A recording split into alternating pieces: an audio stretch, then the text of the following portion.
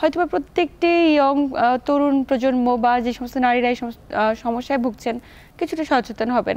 কিন্তু গর্ভবতী মা, গর্ভকালীন সময়টি তো একজন মায়ের জন্য খুব গুরুত্বপূর্ণ একটি সময়। পুরো 9 মাস জুড়ে একটি অন্তঃসত্ত্বা মা তার বাচ্চাটিকে পেটে ধারণ করছেন, তো নিশ্চয়ই ক্রুশিয়াল সময় তার জন্য এটি।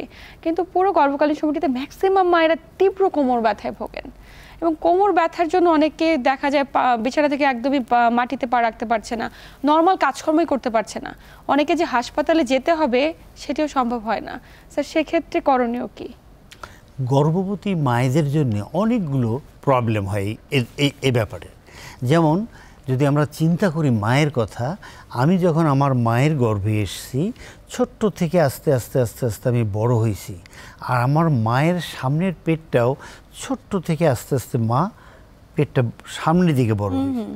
আপনি যদি আবার মাকে পেছন থেকে দেখেন, দেখবেন যে মায়ের পেছনটা গর্ভ অবস্থার আগে এটা ছিল এই শেপে, এখন মা গর্ভ হওয়ার পরে এটা আর একটু ওয়াইড হয়ে গেছে। একদমই। তাহলে পেছনে ওয়াইড হলে কি হবে?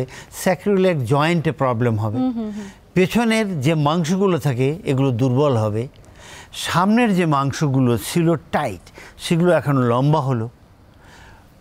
গর্ভ অবস্থায় আমি যখন আমার মায়ের গর্ভ ছিলাম তখন মায়ের মাজার ব্যথা হতো, এখন অনেক মা আমার কাছে আসে মাজার ব্যথা নিয়ে।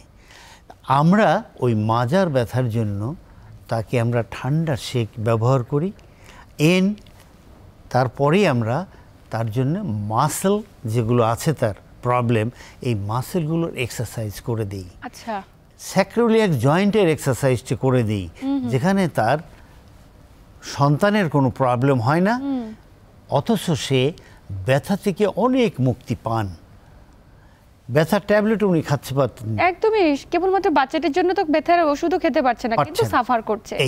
এই মাগুলোর জন্য যে ফিজিওথেরাপি কতটুকু কার্যকর? এত এক্সিলেন্টলি কার্যকর, এবং মা কয়েকদিনের মধ্যে বলবে যে আমার তো ব্যথা নাই, এ কি ম্যাজিক ট্রিটমেন্ট, আমি ওষুধ খেলাম না অথচ তোমার ব্যথা কমে গেল। জি, থাকবে না ব্যথা, কারণ স্যাক্রিলিয়াক জয়েন্ট। এদিকে যদি তার পাইরিফর্মিস থাকে, পাইরিফর্মিস প্রবলেমের আমরা স্ট্রেচিংগুলো করে দেবো, স্যাক্রিলিয়াক জয়েন্টের এক্সেলেন্ট 3-4টা এক্সারসাইজ সেটা করে। এগুলো কি আপনারা করে দেন প্রাথমিকভাবে এবং পরবর্তীতে শিখিয়ে দেন তার পরিবারের যে সদস্যরা রয়েছে তারা যেন নিজেরাই করতে পারে বাসায়, এবং অনেকখানি রিলিফ হয়, তাই তো? অনেক না, তার কোনো ব্যথাই থাকে না। রোগী বলে আমার কোনো ব্যথা নাই, ব্যথা ছিল 2 দিন আগে। And cold compression is excellent treatment. আচ্ছা, খুব চমৎকার একটা তথ্য জানলাম, কারণ এমন একটি সময়ের কথা বলছি যে গর্ভবতী মায়েরা বাচ্চাটির কথা ভেবে, সুরক্ষার কথা ভেবে, আমরা প্রতিনিয়ত যে ব্যথানাশক ওষুধে অভ্যস্ত, তিনি তো ওই মুহূর্তে সেটিও খেতে পারে না।